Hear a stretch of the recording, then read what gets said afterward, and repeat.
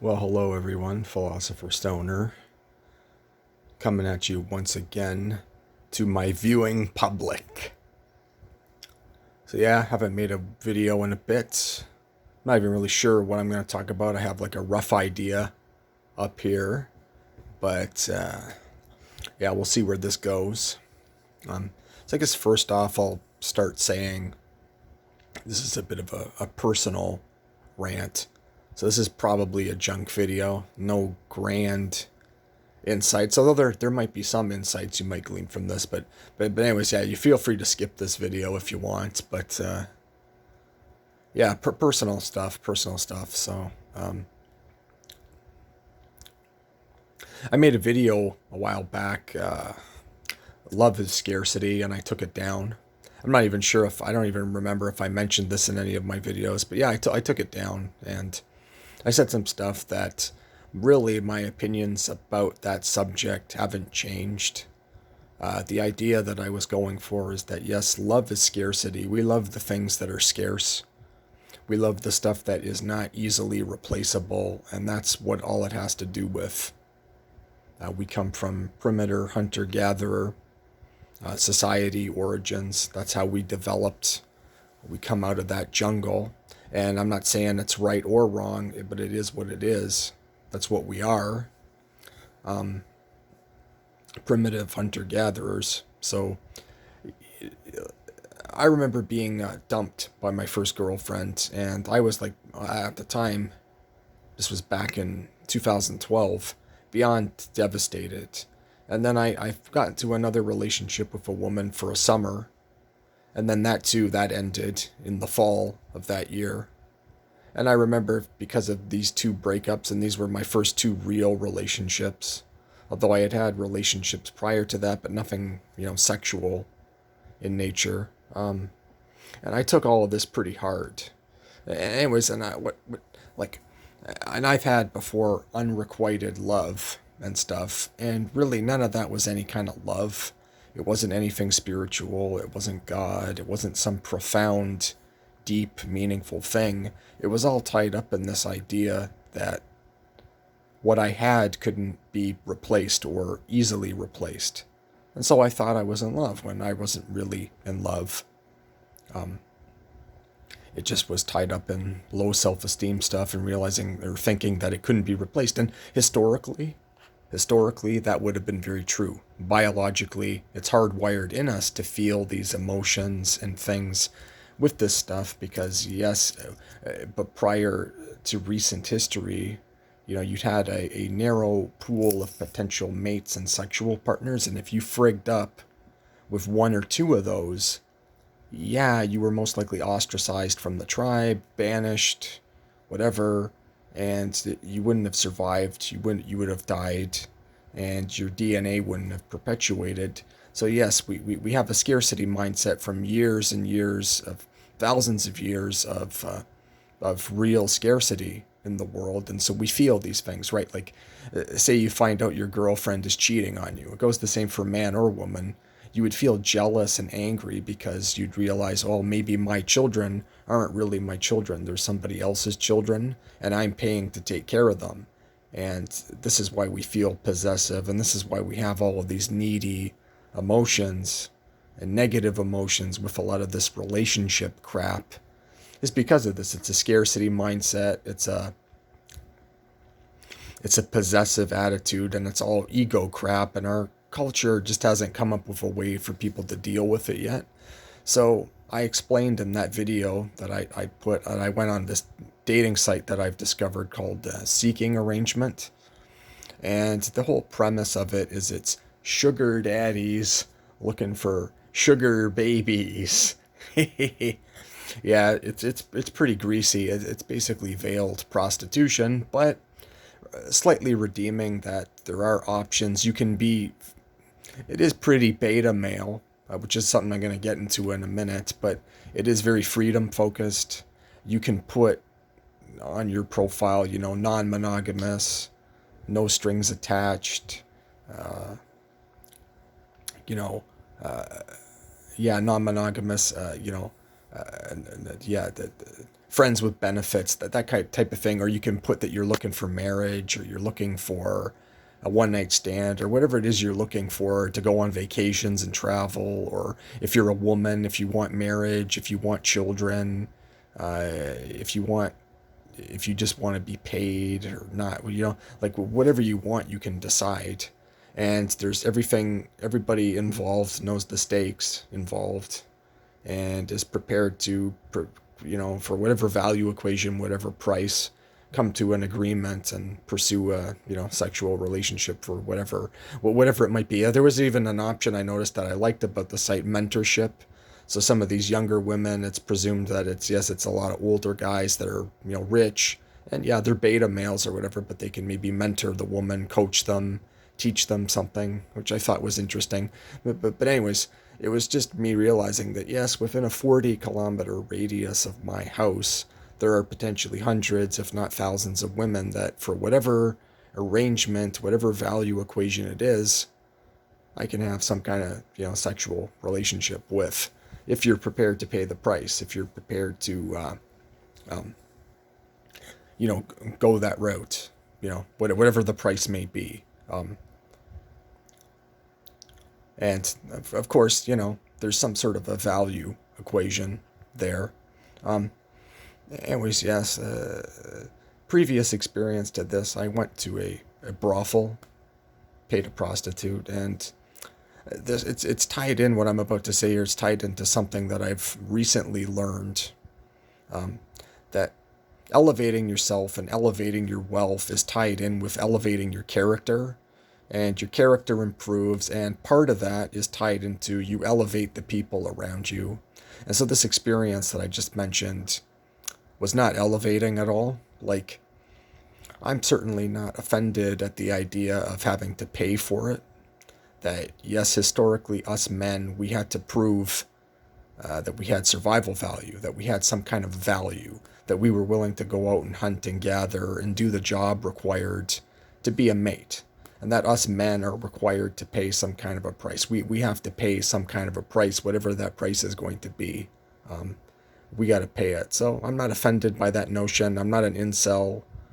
I am MGTOW, but I'm not an incel. I don't expect that there's some free lunch or some free ride here, which is another point I've gotten into before, which is why, like, why I'm not having children, why I don't think having children is appropriate, because yes, it's expensive and there's no free lunch. But anyways, yeah, so this experience that I had with this brothel wasn't very elevating at all. I didn't even know this woman's name, and it wasn't pleasant. Whereas with this site, yes, with these women, I'm having some kind of rapport. I'm having some kind of, it's not a relationship. I'm not looking for the L word anymore, the love word, the four-letter word. I'm not looking for drama or problems or nonsense. With whatever time I have left on this planet, I kind of want to just enjoy myself. And recently, I don't even know if this person is watching this video. I'm not going to mention their name or get too into it, but yeah, I was friends with this woman online, a fellow antinatalist.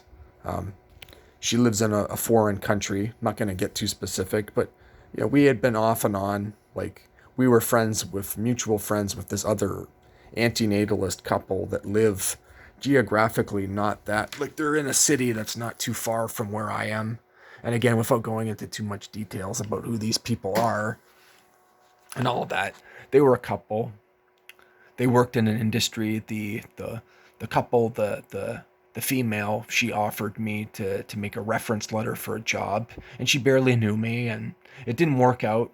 I tried to reciprocate and have a site with this woman, pay for a website, and we had a disagreement. I was wondering why she wasn't responding to my messages, and she told me to fuck off and told me that I was too needy. Then I said some bad words. I went on their Facebook and posted, a bunch of negative comments. I said some bad stuff. I said some stuff I shouldn't have said. And an anonymous, a third party, someone that I didn't know, came and gave me a death threat. Anyway, so this woman that I'm talking about, the woman that I've had this sort of on and off relationship. We didn't speak for a year. Then we started speaking again, and we escalated where we got, semi romantic, where we would send, sexy pictures to each other, sexual content, pictures.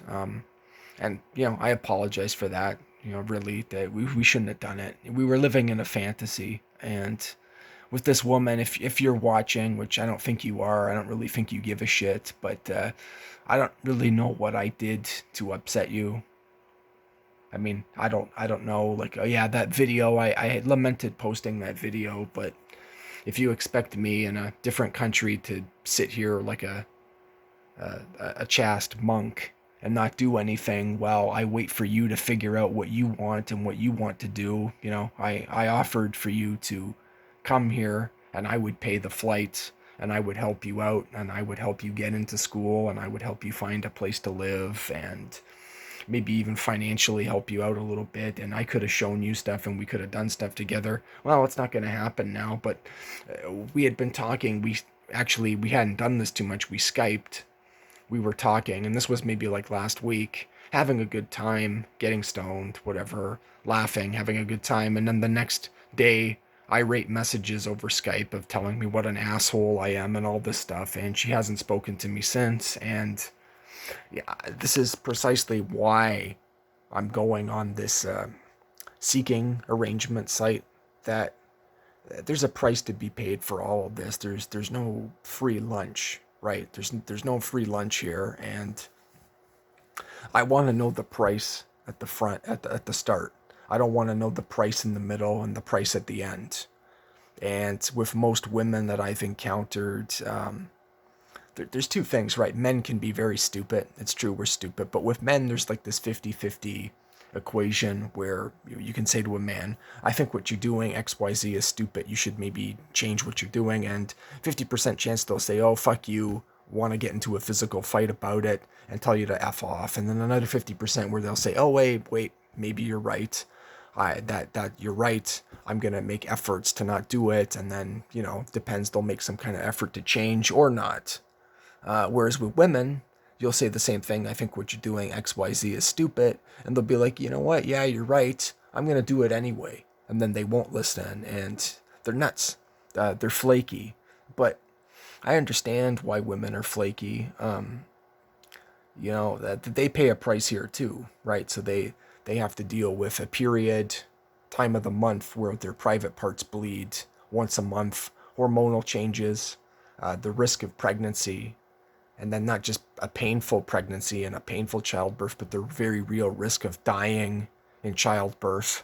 And I'm very glad I'm not a woman. I wouldn't trade places. I wouldn't want to be a woman. But at the same time, I no longer want to be subjected to flaky, irrational nonsense and immaturity and bullshit when I know what I want. And obviously there's a price to be paid for that, but I don't want to mess around doing this crap anymore. And even before this, I had dated a woman, and I asked her out on a date, and we were getting along, and I gave her some stuff, and we went out and had dinner, and I offered to pay for it, and she seemed quite willing that she was willing to pay for it herself, and I felt sorry for her. And then one night she started trying to make out with me, and then her roommate came in, and it was very awkward. And then the next day brought this up, and she didn't want to speak to me ever again, and we haven't spoken since. And I could go through all the stories of all the women I've ever had in my life, and I've been ghosted, I've been dumped, I've been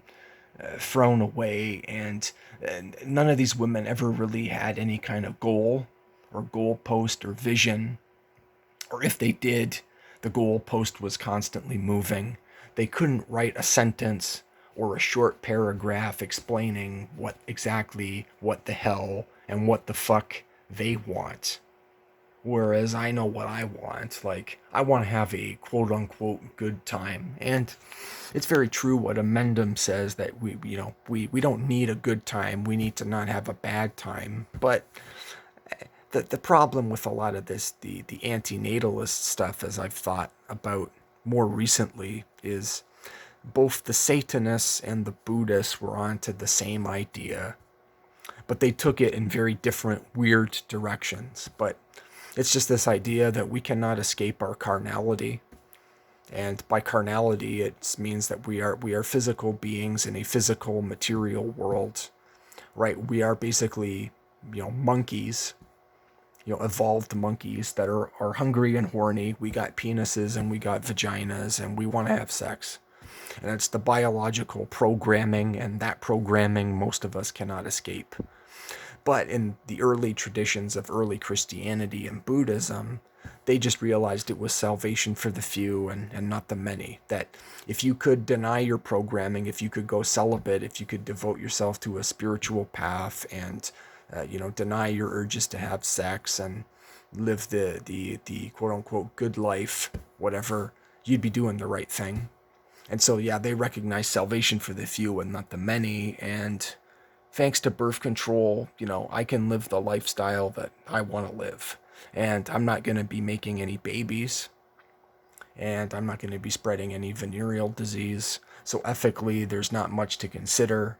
It's consenting adults. And with what time I have left here, I want to have a good time. I want to enjoy myself. And I mentioned this in my last video, but I do believe most of the problems are caused by people not getting paid and not getting laid and that sort of thing. We're way more unhappy than we need to be. We're all neurotic and screwed up, and that's part of it. Anyways, but going back to the Buddhists and Satanists, there's this stuff I've been looking into. I heard about it before, but never really read much about it. It's called Tantra.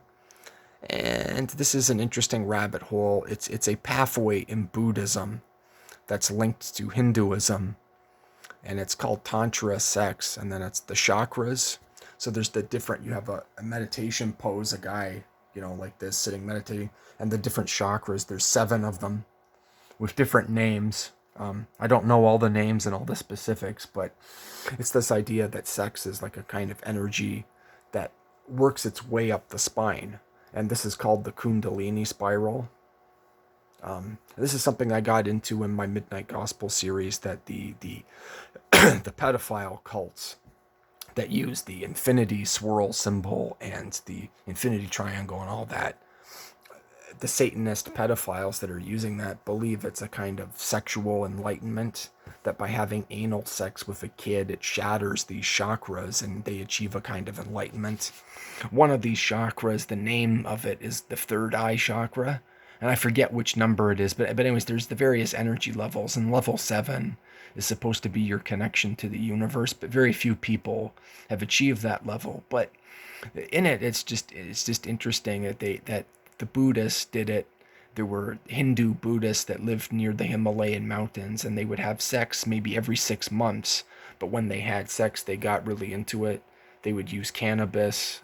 They'd really like, make it a total sensual, erotic experience, like completely indulge themselves, like have like a hot tub and with rose petals and candles and, interesting decor, and, get really into it. And, that can seem a little bit, I don't know, gay. Maybe it's very feminine, but the whole idea is that you don't have sex very often, but when you do have sex, really get into it, make it a completely gratifying experience. And then you don't need to have as much or as often. So it's this idea that when you have sex, you slow it down, and then you slow it down, and then you speed it up, and then you go at a medium pace, and then you slow it down again, then you go really fast, and you sort of build up the energy, the lust, the desire, and you do this for hours. You do this for like 4 to 6 hours, longer even if possible. You make it a completely sensual, erotic experience, and you only focus on that. And you do different postures. There's also meditation poses and breathing techniques. And it was interesting, I went and I did this with an older woman that I found on this site. Older Jewish woman. Her accent, Russian Jew, she reminded me of Ayn Rand, kind of, her accent. Not that I'm not an adherent of Ayn Rand, although I did read some of her stuff, and it influenced my way of thinking.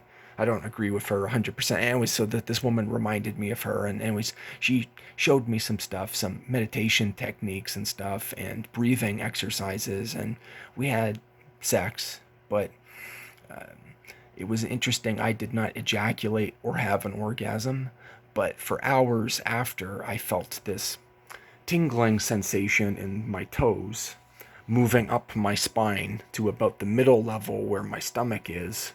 And it was like this orb of energy going up and down my spine, just up to where my stomach is, though, and going back down to my toes. And it was a very gratifying, fulfilling, almost like feeling full. You know, like after you've had a really good meal and you feel full. It felt really good. And supposedly, if you get really good at this, having this kind of sex, Tantra sex, you can achieve, these full body orgasms or it's not really an orgasm in the sense of like a climax and a finish point. It's just an overall feeling of feeling good. That's very close to like the feeling of orgasm. It's not necessarily pronounced, but potentially these can last hours, potentially days. It does depend on your techniques and how you meditate and how you do the breathing exercises and how you do it and how in sync you are with the person you're doing it with. But yeah, that they would do this maybe every 6 months, and they also timed it religiously so that any babies that might have been born would be born in a harvest, right? So they timed it with the crop cycles and everything. And yeah, it was a religion, and it was an offshoot of Buddhism, Tantra, and they considered it one pathway to a kind of enlightenment. And then what's the problem, what I already mentioned, is that some of these pedophile cults, I believe, have taken some of this and they're abusing it. They're abusing children, and they're taking something that was meant to be a spiritual thing and turning it into a heinous, evil, blasphemous, disgusting thing. And I think there's a lot of repression in our world. I think there's a lot of sexual repression, and then there's people that the repression gets so severe, right? They tell Catholic priests they can't have any sex, and then what do they turn into? They turn into pedophiles. And people aren't getting what they want. People aren't feeling good, and we're neurotic. And yeah, like if I'm honest, I really do apologize to this woman that lives in a different country. That like I wanted to be with her. I wanted to show her a good time, and I wanted to have some kind of a relationshipy thing. Know her as a person too. But yeah, I want to have sex, and I'm not going to wait around forever to get it. There is no special unicorn person for it either. And yes, as I've explained already, I don't want to waste my time with this immaturity. But also on this site, yes, I noticed a lot of. I interacted with lots of women. Like I got dozens and dozens of numbers, and most of them were, hardcore prostitutes and women that wanted to be paid all this money, by the hour, and they're not having a good time. And like I feel that would be much like my brothel scenario, not gratifying at all. That the woman, would unceremoniously take off her clothes and sigh and be like, oh, I guess I gotta spread my legs now. Here we go, another beta male. I guess he's gonna finish in 5 minutes, and let's fucking get this over with. Okay, you got 1 hour, go do it. Here we go. She would lay there like a blob and not do anything. Okay, hour's up. Okay, give me the money. Okay, bye. And, I might get to know her name and not really know her. Like, I want to talk for a bit, have sex, then talk for a bit after. And then, yeah, go. And I don't want all this drama, and I don't want all this bullshit, but it should be an elevating experience for everybody. That, like, at least with the 2-3 women that I got going now, it's some kind of everybody's better off. We're learning stuff. I'm feeling good. I'm making them feel good. It's an experience. I'm not selling happily ever after or fairy tales or Disneyland or anything like that. It's that while there is the possibility of having a good time, take advantage of it. I sort of feel like this summer there's going to be this lull here with this pandemic and the economy and everything that's going on. It's going to seem as if things are going back to normal. And then in the fall, if there is a second wave, that's when it's going to happen. And I suspect this Halloween will be very Halloweeny. but without any of the candy. It'll be Halloween with no candy. And it'll be, you know, yeah, pretty bad. And so, while I have the money and the time and everything, I'm just enjoying myself that, you know, I'm also a 30-year-old beta male with high-functioning autism, so, yeah, like, I don't know. I'm also pulling my ego out of a lot of this stuff, people's possessiveness, people's neediness, my own neediness, it's all ego crap. I also noticed that since I have multiple women on the go at the same time, my interactions with all of these women are way better. I'm not needy. I'm not messaging them every 5 minutes. I'm not worried, oh, did I say the right thing? Did I say the wrong thing? Did she laugh at me? Did she like me? Because I know at the end, they don't really care too much one way or the other. They know what they want. I know what I want. Everybody's happy for the most part with it. You know, I don't want to waste my time going along with any of this traditional values crap anymore. No, it's not interesting, not interested. And once again, I do apologize to this person that I've dealt with over the internet. But yeah, clearly we're not going to be together and nothing's going to happen. So yeah, move on. Have a nice life. I do wish you all the best. You don't want to speak to me anymore. Always remember that you made a choice. Okay, I gave you the option. You don't want it. Fine. That's your prerogative. But you're throwing me away. You're also throwing any potential benefits of being with me, as have these other people that I've dealt with and that I talked about in this video. And well, that's too bad for me. It's also really, too bad for you. And if you continue to do this, yeah, you're gonna be, alone and unhappy. And yeah, we all die alone, and this life thing is definitely depressing, right? We all get old, we all die, we all get sick. There's a lot of suffering here, but I also feel that we make a lot more suffering for ourselves than we need to. Like, I'm just sort of at the stage where I'm just letting go. There's even a process to this of what I'm doing is just this process of letting go. It's hedonistic, and I'm privileged to be able to do it. But yeah, I'm just letting go. I am detaching my ego from all of it. I'm just like, just having a good time, relax in front of the swimming pool a bit. And I don't know, this world, this civilization, and whatever has chosen its course, chosen its path. People are irrational, and people, as I said in my other video, are betas looking for an alpha to follow. They don't have any discipline, they don't have any balls, but also they don't have any mission or any vision. They don't know where they're going, where they want to go, where they want to be, what they want to do, and they expect somebody else to figure that out for them. And so they enslave themselves because they're that beta. I'm a beta. And we do need betas for this industrial civilization, but how fucking beta am I gonna be? I'm not an alpha male, certainly, no, not at all. But I'm not a beta looking for an alpha to follow either. And that, yeah, if you need an alpha to follow, well, yeah, you're fucked, and I'm sorry, and Anyways, so that's basically it. What I'm doing is just to help me not feel so depressed and be a Debbie Downer, and all of my attempting to go along with this, date one woman at a time and follow this traditional values script that this society is following. Well, this society decided a long time ago that it doesn't care about people being happy, and I want to be happier as much as possible. And well, I sort of think that we're all heading to a cliff anyway, and there's not really much I can do to save any of it. We're not gonna save it. We're all gonna die. So yeah, that's it. It really does suck, and there's nothing to be done about it. And if we have the time and the money and whatever, enjoy yourself while you still can. Enjoy yourself while you still can, I guess, is my message. Yeah, that's basically it. I've been rambling for almost half an hour here, so Yeah, not much of a video. Oh, yes, there's another person that was commenting and a fan of my videos, and I suspect that they've killed themselves. Also a woman that sent me sexual pictures, that she was commenting on my videos all the time. Very nice lady.